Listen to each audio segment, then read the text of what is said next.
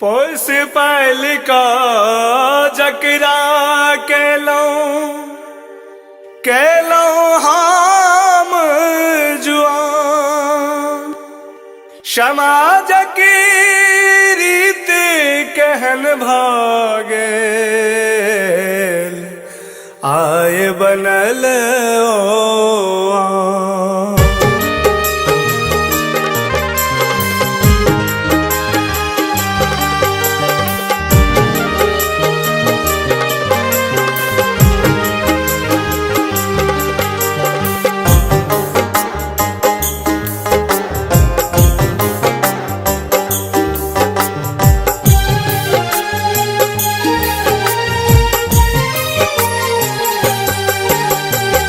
आयुषो माई बाप भेलो तोहर आयुषो माई बाप भेलो तोहर सासु ससुर बेटी जा रहल सासुर बेटी जा रहल सासुर बेटी जा रहल सासुर।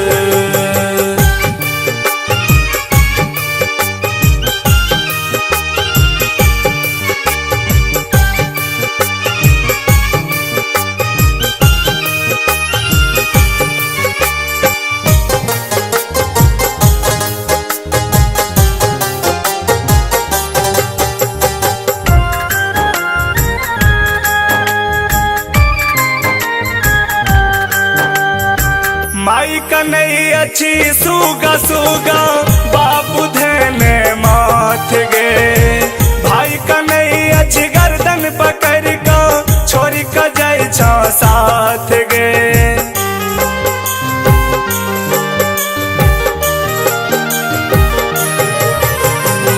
माई कन्हई अच्छी सुगा सुगा बापू धने माथ गे भाई कन्हई अच्छी गर्दन पकड़ का छोरी का जाय छा साथ गे।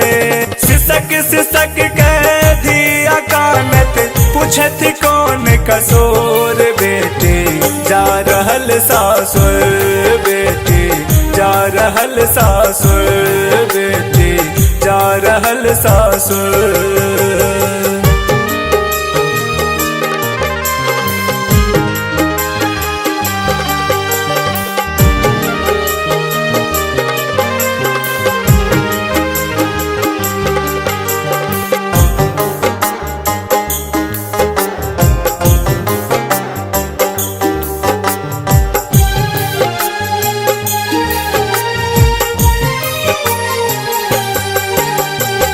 ससुर जाका रखी है बेटी बाबा माथक पाग गए ननद दिया दिन सा मिल जुल का रखी है कुल के ताज गे।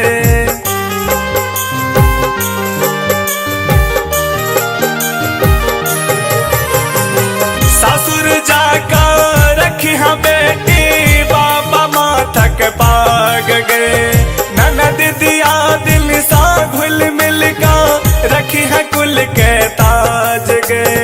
अखंडेश्वर राखो तोहर माथा कैसे नूर बेटी जा रहल सासुर बेटी जा रहल सासुर बेटी जा रहल सासुर।